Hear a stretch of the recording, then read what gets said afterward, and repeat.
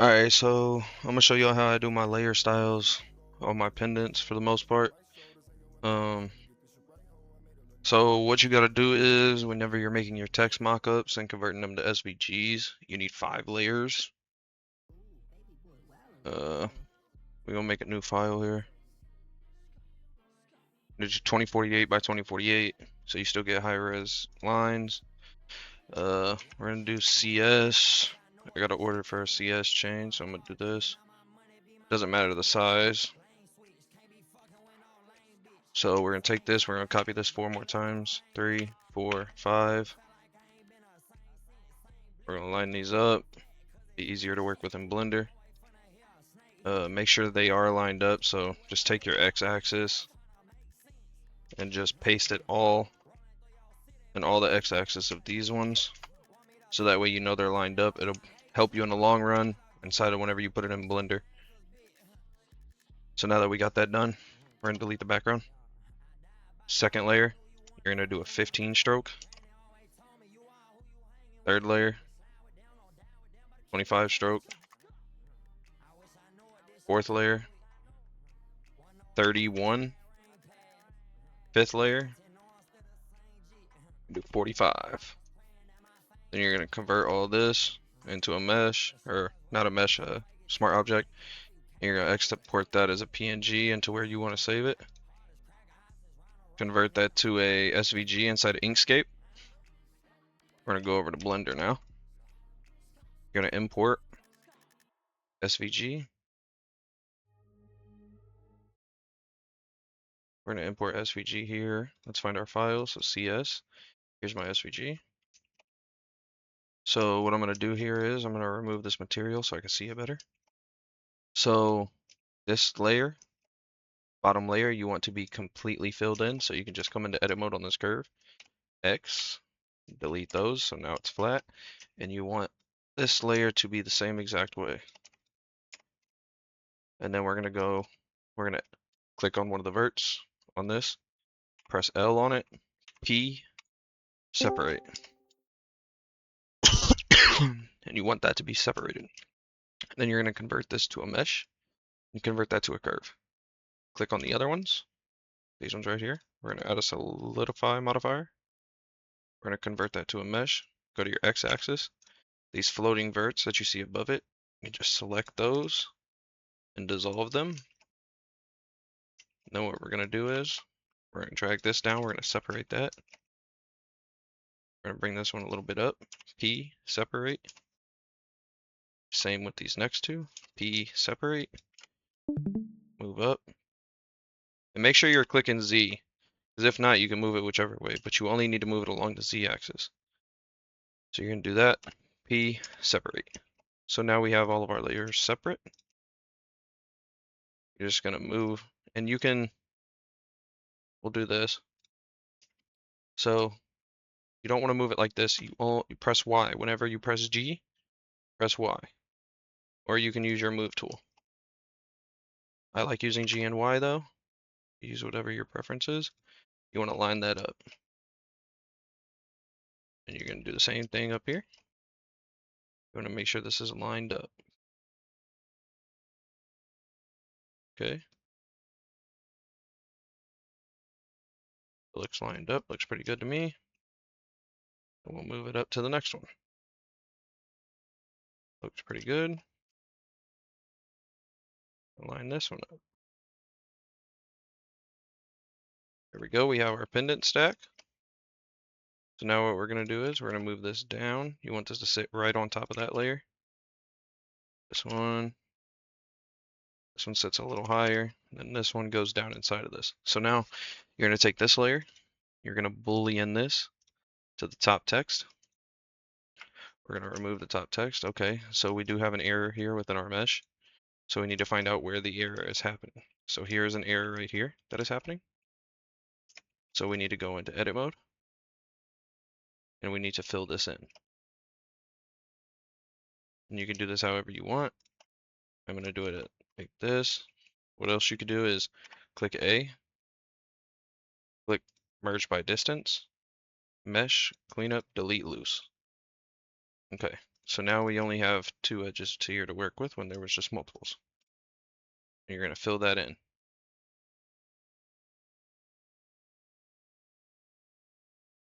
Okay, so we still have an error in the mesh somewhere. So we need to find out where that mesh error is. So here it is. So we're going to merge this by distance as well. We're going to do mesh, clean up, delete loose. Then we're going to fix this error.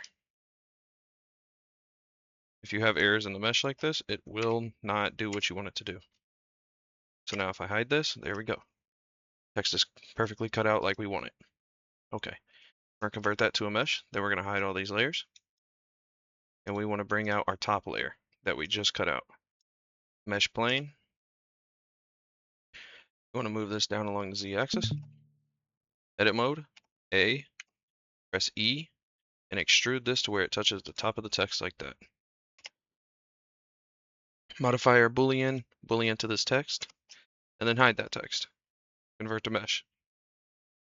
Okay, so now what we're going to do is, we're going to find, you can create your own. I have my own personal I use. So we'll go for the 4-piece palette. So we're going to add this into Blender, or make this smaller. We want it to essentially fit on this text. And then just put as many diamonds as you want. You know, you can make it bigger for less diamonds. You can make it smaller for more. So I'm going to do it like right there. Bring this up some. Boolean this to the plane.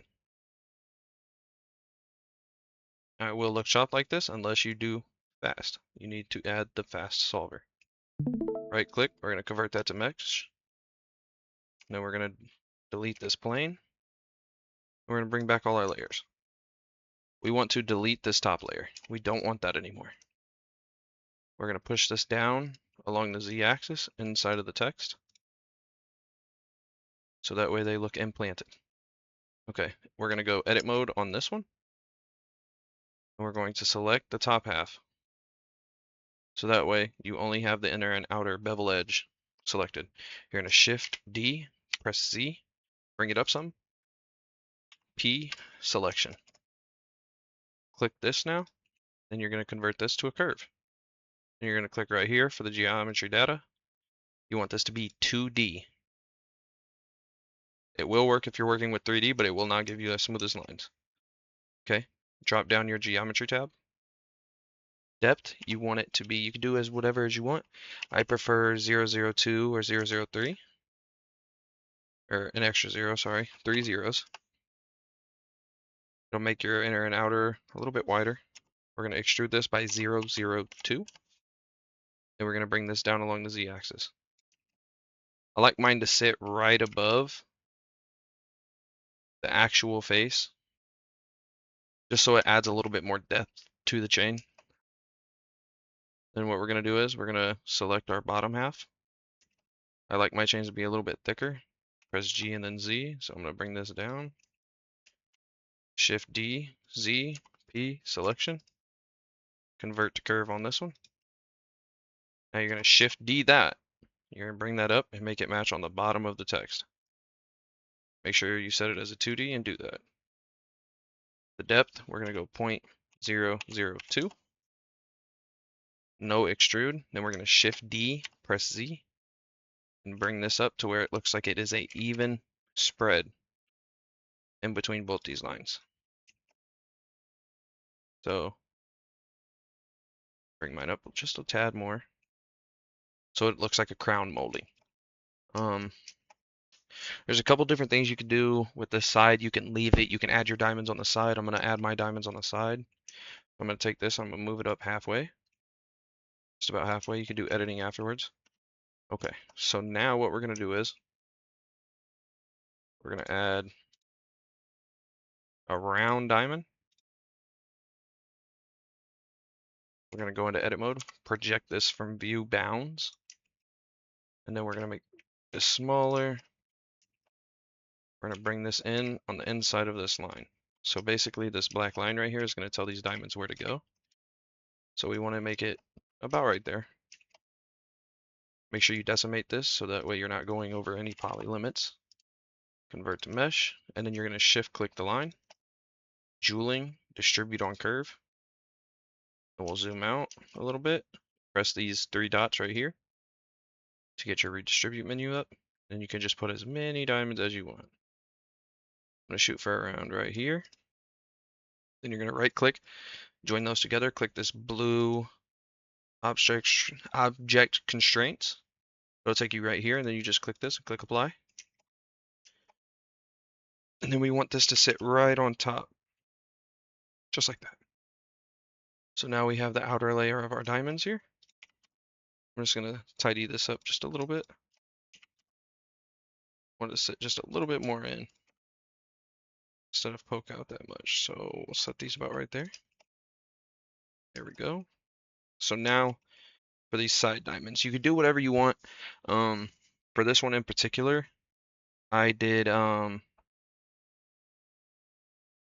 triple stack around on the actual chain. For the video, I'm going to do bag wet cut on the side. So what we're going to do, Z-axis view, edit mode, project from view bounds. So now we'll have a square UV map that we can apply our texture to.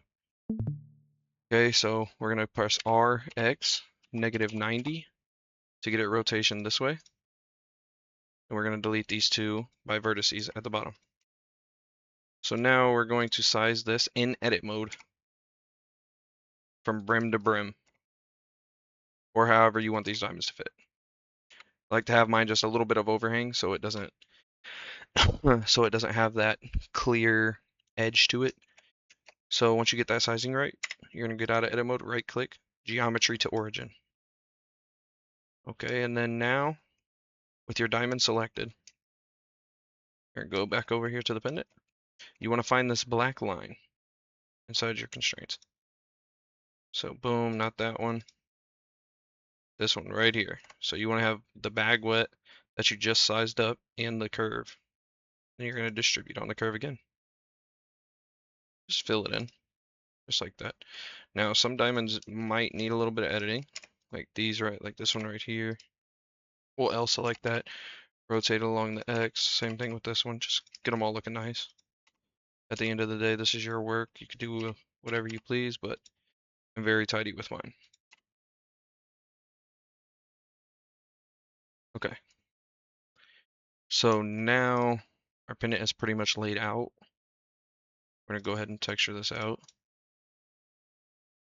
These are my render settings for whenever I'm working with colors and such. It really gives it a sparkle. Statistics. So right now our pendant is at 258k polys. Triangle is your poly count for GTA FiveM. So we'll just convert this to a mesh. This is 151k poly. So we're gonna go ahead and decimate that. You can decimate it to what you want. I usually do it by a 0.2 or a 0.3. So now it kind of looks like it's stretched here. So that will fuck with your textures. So what you need to do is weighted normal modifier, face influence, and keep sharp. Convert that to a mesh, shade angle by smooth. And if it still looks like that after you do that once, you need to do it 2 or 3 times just so it's weighting itself properly. Same thing with the sides. Click those, convert to mesh, and then join those. 19k poly, so we're going to drop that down. We're going to do that by a 0.2. Convert to mesh, smooth. Then we'll add our weighted normal. Do that, convert to curve. There we go. Now these lines right here won't matter because you will not see those in game once the texture's on. You can also go in here, click A into edit mode, press M and merge by distance. This will allow you to L select your whole thing just in case you need to do like any type of moving or removing. It'll also bring down the poly count some.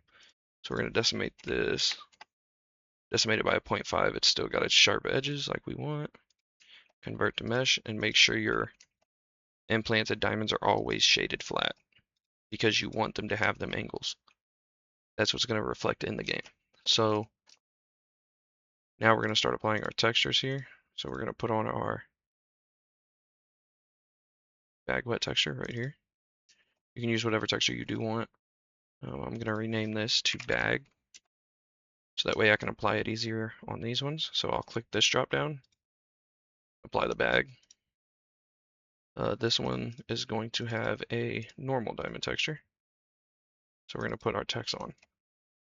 This inner line, I like to put my regular text on as well. So we'll go back here. We're going to change this to reg. And then on this one, we're going to apply that reg texture. Backplate will also get this. You can join them all together. I just like keeping them separate until I know the chain is in its final moments and I can join it all together. This outlier right here, this is what we're going to make our color. So we'll do this, colors. So this is a color code that they personally requested. So we're going to do that, and then I'm going to change this one to that color as well. So then you need to do your rounds. Apply your round texture. Here we go. There we go. So now, since I know this is my said and done pendant, I'm going to join all the same textures together. So right click join. These ones will join with these ones, since they have the same texture. This one will join with this one. So now, since all that has the same, we'll go ahead and rename these. So this one's going to be the blue. This one's going to be the regular diamonds. And then we got our rounds and bagwets up here already. You can go ahead and select the regulars and the colors, go into edit mode, cube project, UV editing. You can re-cube project it here, it'll change it up, make it a little bit bigger for you to work with. If you're going to be following my Blender export, you can do the same exact method here. Just size it up all the way you can. And then that'll give it that diamond texture look. So this is pretty much my layer style. Sometimes I change it up on the sides or the face of the diamonds. Just really depends what I think looks the best with it. Jewelcraft, you can find that if you just search up Jewelcraft plugin for Blender, you'll find that on the internet. Really don't need anything else. You just need to have Blender, Photoshop, Inkscape, or if you're using Photopea, I know you can export as a SVG from there. So, yep, this is my layer style, my new layer style from 2026.